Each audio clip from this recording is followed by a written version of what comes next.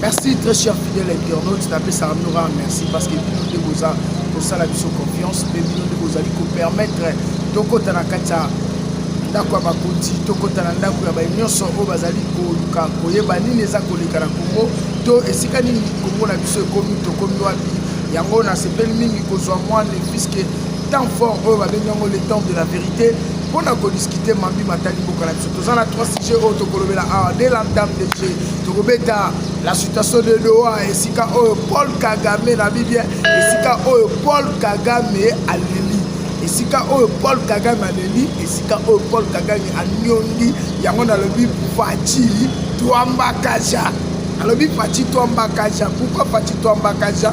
Parce que makambo nyonso esili yango tolobai que plus rien ne sera comme avant yanalina tuna mutuna o mbango ya bona kota business is business.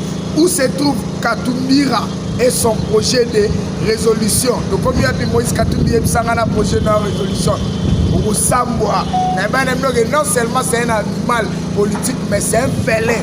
Faci c'est un félin politique et un animal de haute facture.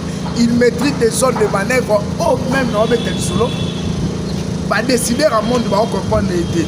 Faci is Faci business is business. Donc et ça anglais to me en français on doit aussi s'adapter pour English for American. Bon is business Faci. Où se trouve le projet Katumbira et son projet résolution? Où se trouve Kikaya Bin Karoubi et son lobbying? Kikaya Karoubi, aux lobbyistes à Makassi. La barre est mise très haut et Donald Trump avec Faci Beton se trouve bien avec Faci Beton.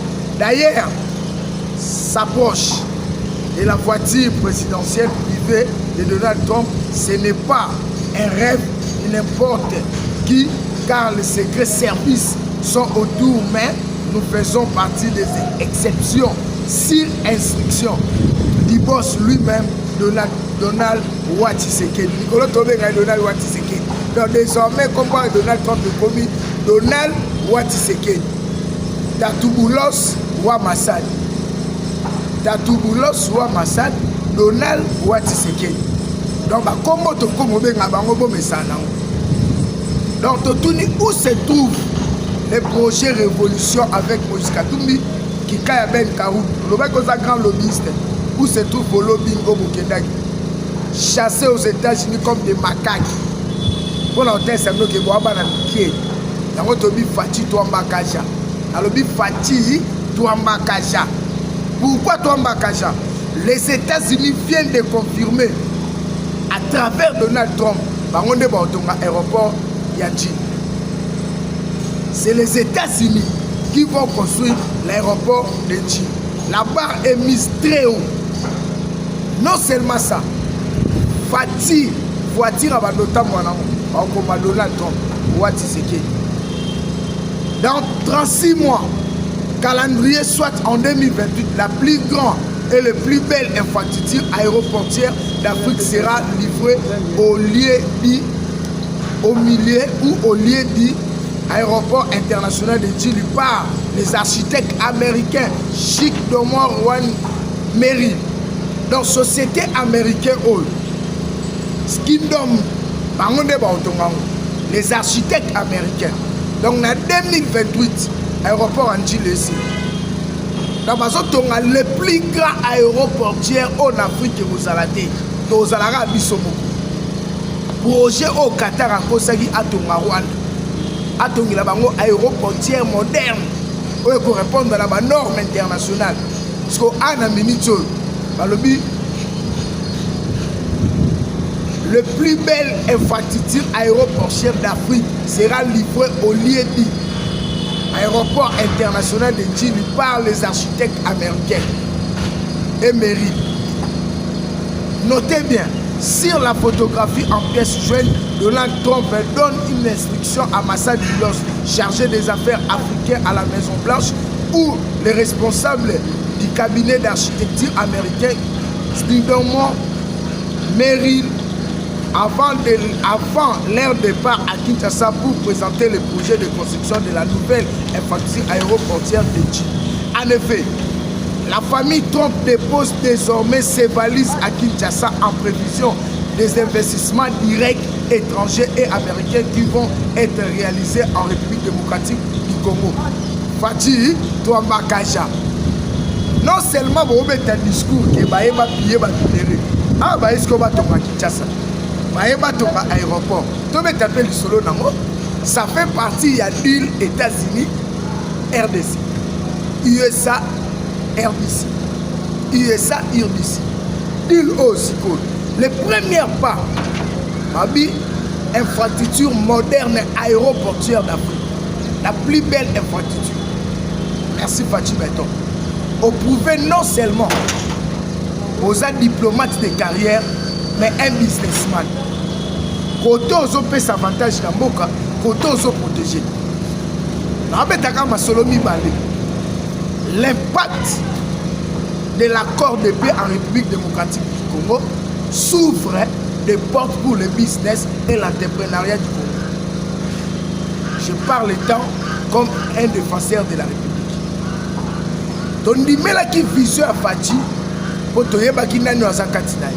C'était l'incarnation de l'esprit tshisekéliste, l'incarnation des sphinx.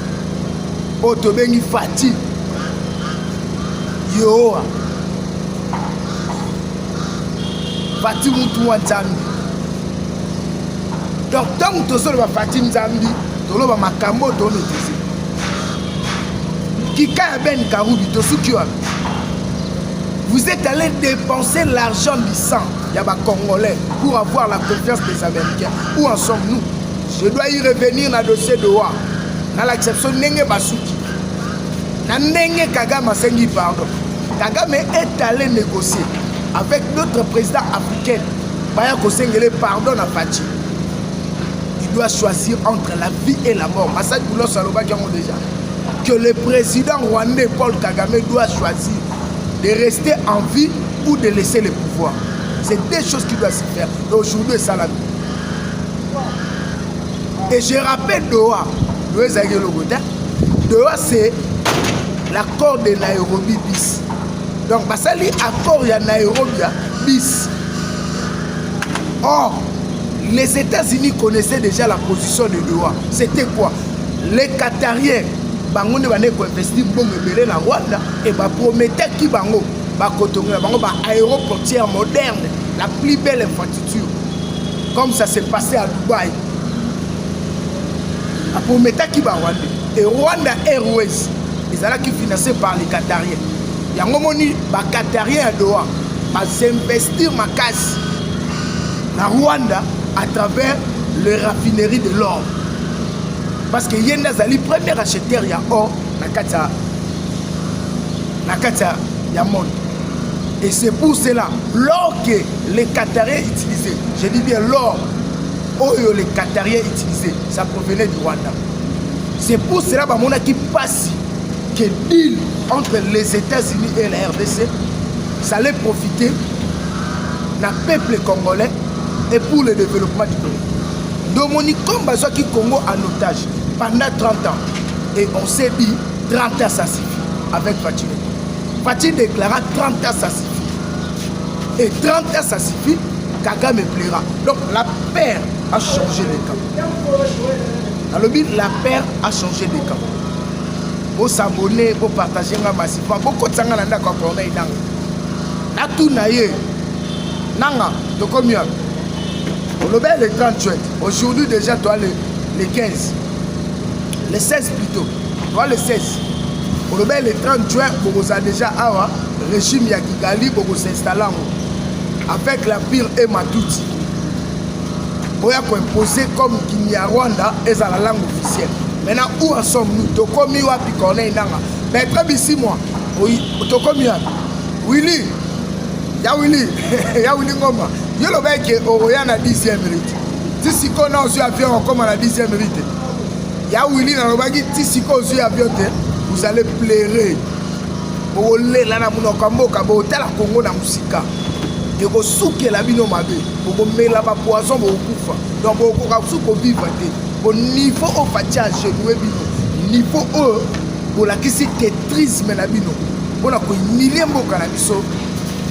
Et amami. Le but est ça ma wapona bi tosuki wapi tokomi wapi sikoyo yango wana bobetaki tolo ateki minere ateki mboka mpona baintere na ye po atikala libela. Les États-Unis balobi les entrepreneurs et les businessmen américains ferment ses valises pour rejoindre la RDC afin de s'investir.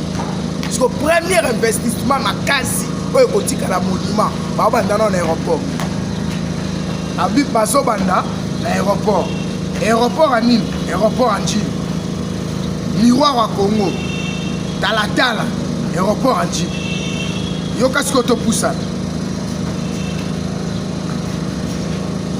C'est dans 36 mois ce projet va se faire. Donc, et Rozobanda en 2025, en 2028, il faut qu'il va remettre à l'ISO une infrastructure moderne, de qualité, l'architecture de haute facture américaine. Notez bien, sur les photographies en pièces jointes, Donald Trump donne des instructions à Massad Boulos, chargé des affaires étrangères à la Maison Blanche, au responsable du cabinet d'architecture américain. Tatoua Boulos, Zambé Akubenissa, Zambé Akutoa Panda. Donc, Toronzo Wapi Boulos, Yaratope Sayon Wasimoko ya Congo. Fobolamo yo sale libiso. Yondo ye kotali sake na Congo, bakata aka na machette te. Mais na Congo za na bateau mukezo sala. Na Congo za na bateau ba réfléchir. Na Congo za na bateau ba kanisa pona lobi. Yango to sengyo Tatoua Boulos. Merci na ozo sala. Tozo zelao. Tozo zelao Tatou Boulos. Tozo zelayo. En effet, la famille Trump dépose et désormais ses valises à Kinshasa en provision des investissements directs étrangers américains qui vont être réalisés en République démocratique du Congo. Archivé en 2009, en 2009, le Trump International Hotel Andy Tower et gratte-ciel hôtellerie ouvre des architectures modernes en conception de 7 tours de 423,4 mètres de haute et 96 étages sur la rivière Chicago. Jean-Pierre Bemba a présenté ce mardi 15 juillet à Kinshasa la maquette du futur aéroport international de Njili. Donc Jean-Pierre Bemba, il est monde à présenter. Yajibé. Je me reçu les devants. Pour que ça, Bilingo m'a monté ma face. Même pas ça la veille pour monter, même pas l'ingambo quand vous montez. Ozoyo qui ça, maintenant ici m'a monté ma face. Dans le but Jean-Pierre Bemba, tika kobo misa ici moi, tika kobo misa corneille nanga. Akoya remet la poisson pamba. Donc il faut pas fan da batala nenge bobo misa Congo. Tolobaki et ça camp de la patrie et camp des étrangers. Merci Fachi Beton parce que vous avez compris, la patrie est sacrée. L'histoire retiendra que grâce à Félix Tshisekedi, les Congolais sont maintenant respectés. Le Congo est respecté. C'est grâce à Félix Tshisekedi que le Congo est respecté. Qu'on commence à respecter les Congolais. On commence à prendre la valeur du Congo. Et sur le chiquet international, maintenant nous avons repris notre place. Bravo Félix Tshisekedi. Bravo cet esprit. La grande esprit Tshisekedi. La grande esprit Fachi. Nous te disons merci. Dans le but, nous te disons merci Fachi. Pour cette ouverture d'esprit. Pour cet sens patriotisme très élevé. Dans notre vie Fachi Yoa. Fachi Mukishi Moujani. Te fais merci Fachi Yoa. Toi ça qui dit la papa Wani. Te fais merci Fachi Beton. Le puissant, le géant de l'Afrique, le président qui est à la taille de la République, nous te disons merci pour cette grande œuvre. Non seulement aux de la minerie en Boka, aux appels de l'entrepreneuriat, aux appels de la création de l'emploi des jeunes. Parce que nous avons l'aéroport, les jeunes et belé vont rejoindre ça. Mais d'œuvre que la madine congolaise. Donc, main-d'œuvre que la madine congolaise et que la main-d'œuvre congolais et congolo. donc ekozala bapaya te mundele akoyaka apesi plan bamason bacongolais moto abalola zelo congolais moto otambwisa baangers congolais donc sikoyebisanga mboka yango bateki yango nde po bokomika ateki mboka mpona baminere siko ntango bazoya kotonga wana bazotonga na aéroport ya njili ya amérique to aéroport ya njili ya kinshasa fati fanda nalobi fati fanda totonga Congo.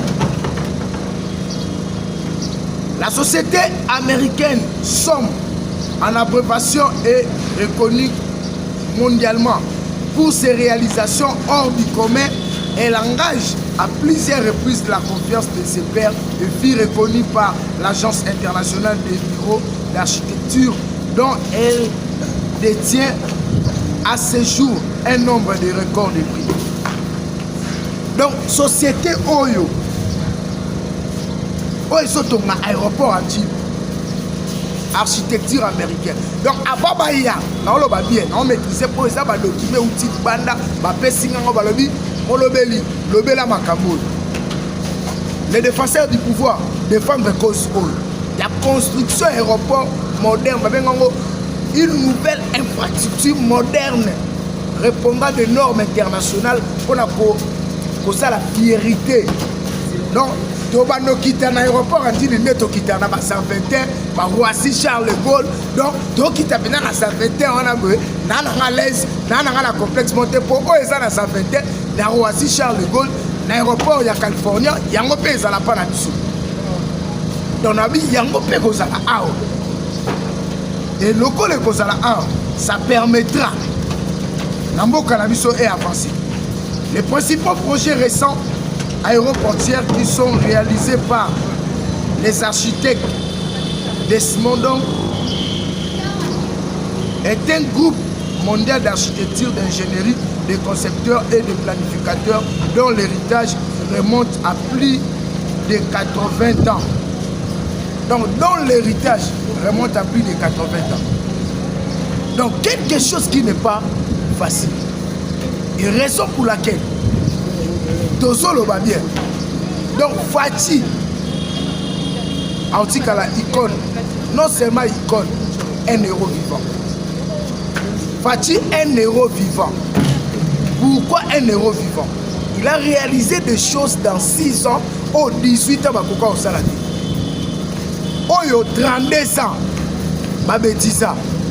Parce que l'élo avec Fati, nous avons eu la chance de vivre ma merveille à la caca lors de la prise de pouvoir.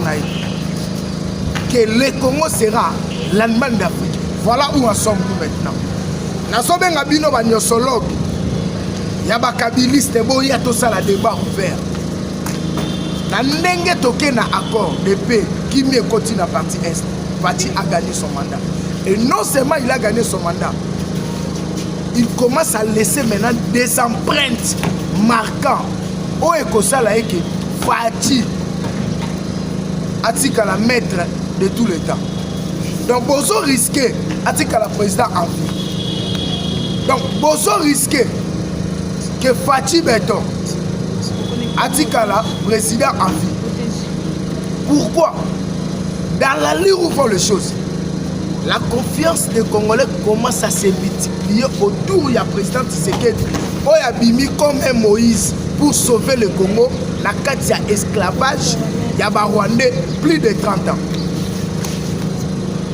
Il y a Momoni, Massad Boulos, Moukolo Bakutana na Fati, Aloba clair, Abomba Talobi clair.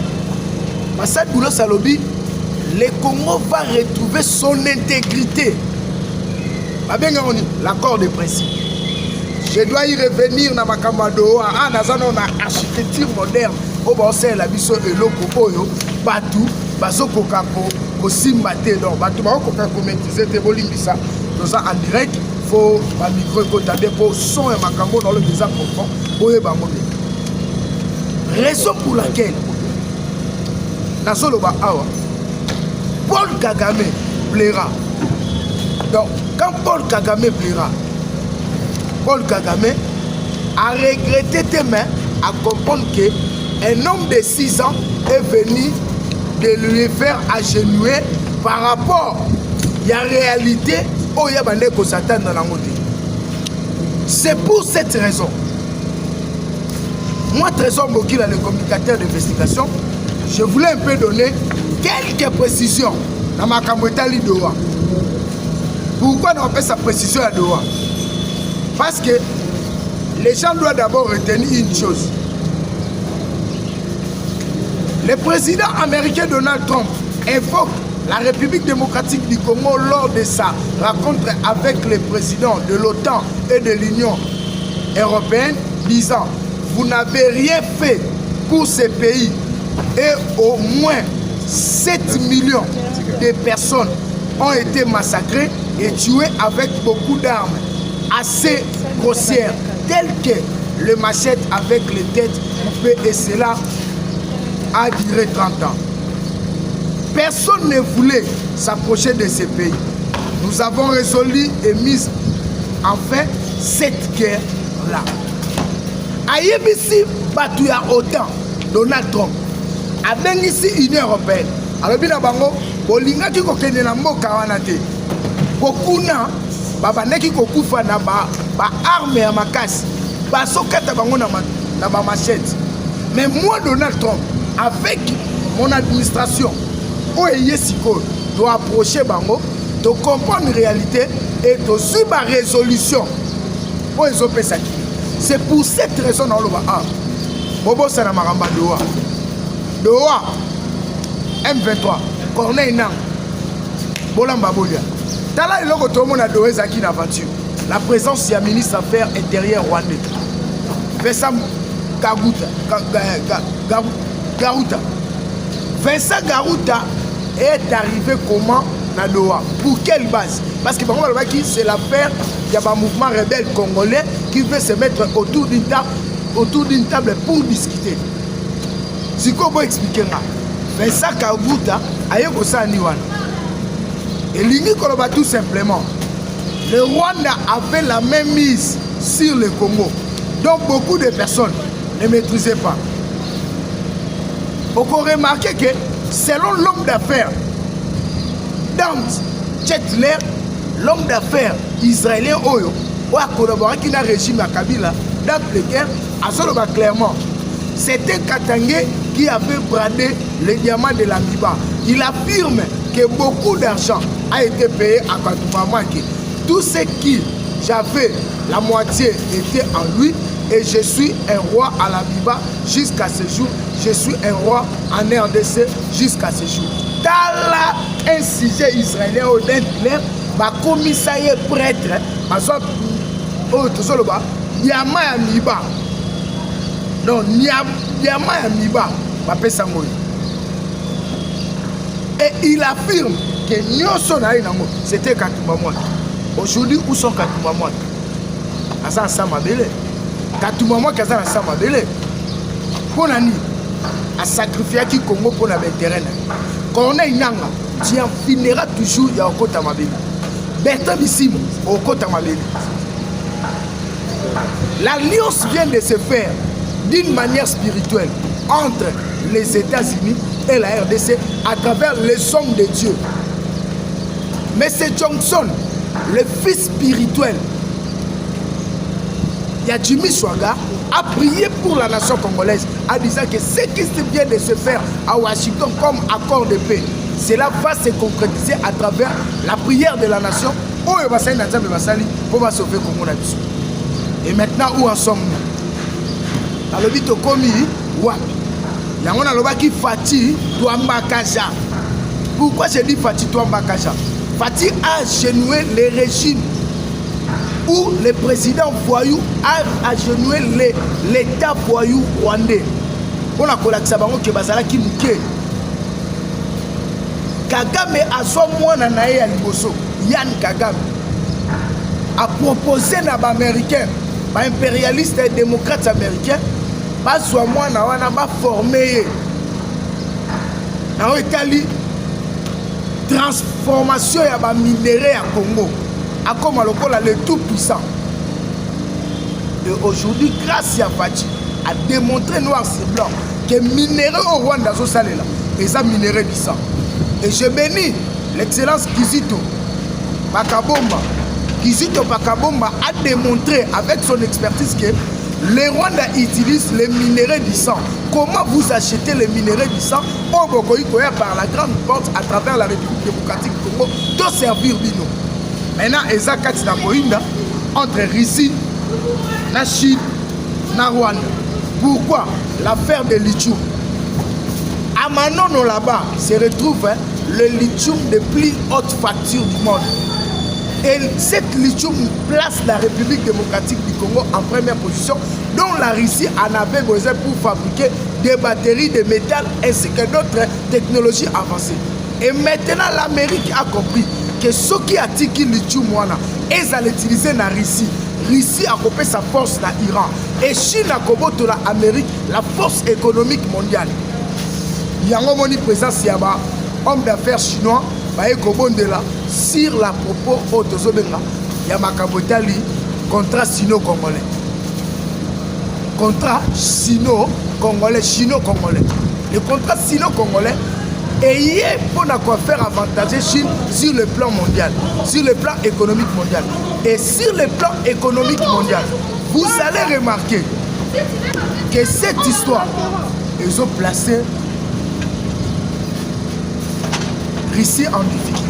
C'est pour cela que Russie a mis à ça le rapprochement d'une manière officielle pour ne pas bénéficier du lithium ya RDC na branche naïf. Ça n'a pas entendu la bino dans ma qualité il y a communicateur d'investigation pendant ce temps que les États-Unis sous l'administration poutiste Emperera et accompli un accord stratégique avec l'Ukraine. Ils avaient objet clair à céder une signature gisement de lithium de Shevchevinsko en région du Domsky. Cet site minier contient plus de 500 millions de tonnes de minerais avec un teneur en lithium de 1,2 à 1,4%, soit le plus grand gisement lithium en Europe évalué à plus de 30 milliards de dollars en termes. Maintenant, mais coup de théâtre, la Russie s'est emparée militairement de cette zone, justifiant ainsi les espoirs américains de sécuriser leur plan européen en matière de lithium. Ces rêves changent tout l'équilibre des négociations mondiales. Perte pour l'Ukraine, bénéfice pour la RDC. Privés de leur option ukrainienne, les États-Unis se trouvent contre d'accélérer le deal RDC-USA et se renforcent leur soutien à Kinshasa et au président Tshisekedi. Pourquoi? Parce que le gisement de Manono offre désormais une alternative fiable et stratégique face à la défaite minérale en Ukraine, car les Russes vendront cela aux Chinois. Manono, l'arme énergétique de la RDC. Le gisement de Manono situé dans le Tanganyika est reconnu comme l'un des plus grands gisements de spodumène lithium rocher au monde. 400 millions de tonnes de ressources minérales, une capacité estimée à 700 000 tonnes de concentré de lithium par an. Valeur annuelle estimée à 2 à 3 dollars milliards à 2 à 3 milliards de dollars par an. Ce n'est pas tout. Donc ici, les États-Unis, comprenant que l'Ukraine, sa partie qui détenait de lithium est déjà récupérée par la Russie, l'avantage des États-Unis c'était d'accentuer le deal entre les États-Unis et la RDC. Qu'est-ce qui se passe? Maintenant les États-Unis, la partie à Tanganyika, à comprendre que production de lithium, précisément la province à Tanganyika, peut servir les États-Unis à être en première position sur le lithium du monde. Même la technologie avancée à Russie, malgré Russie a une grande région, une grande partie à Ukraine, les États-Unis ont compris qu'il faut maintenant accentuer. Et on avait que Makamouya Doha et Zali Lambalia. Pourquoi Lambalia? La Doha, il faut reconnaître M23 ba abse ya connaît dans la partie politique té baboyi brassage na mixage baboyi makam intégration ya ba rebelle na kati ya armée to na la police. Il faut pas respecter le programme ya PDDRSC. Pourquoi PDDRSC? C'est parce que dali ba résolution o ebimaki d'abord na kati ya Luanda basalaki désengagement. La processus ya Luanda c'était la processus de paix à ce qui concerne le désengagement entre la RDC et le Rwanda. C'est pour cette raison le Conseil de sécurité mondiale a fait sortir la résolution 2773 pour mettre qui Rwanda en chaos. Dans la résolution 2773, il y a ce qu'on appelle le principe de l'accord. Or, dans le principe de l'accord, il y a le principe de souveraineté, de l'intégrité territoriale. Au Rwanda à reconnaître que l'élément il faut voir. Maintenant, M23 va se retrouver nulle part parce que Rwanda a rien pour parler nous sommes au intérêt à Rwanda. Maintenant les intérêts, il y a M23, les Panthères, les placebos, les Corneilles Nanga se retrouvent nulle part. Il y a un autre lobby que merci la délégation qui conduit par maître Jekme Chaban, le PPM de la République, au esprit tisékédiste et l'attaque au point de que niet, il n'y aura pas brassage, il n'y aura pas intégration, il n'y aura pas l'acceptation. Il y a M23 comme mouvement politique et éthique à l'Okotate. D'abord, te pèse merci. Et merci à Tatoua Boulos.